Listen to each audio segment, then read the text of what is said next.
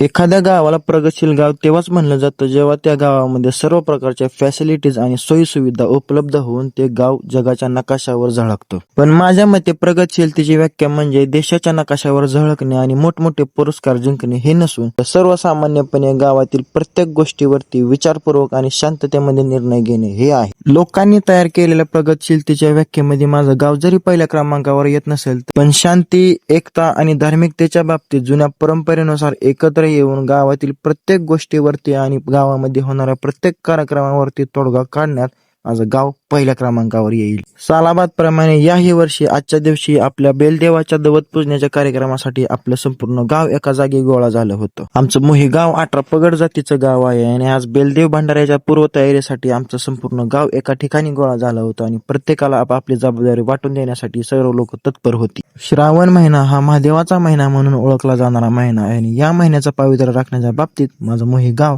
Always टॉपलाच येणार. जर गावाची प्रगती ही धार्मिकतेच्या बाबतीत ओळखली असते तर 100% गॅरंटी देऊन सांगतो पहिल्या क्रमांकावर माझं मोही गावच आलं असतं.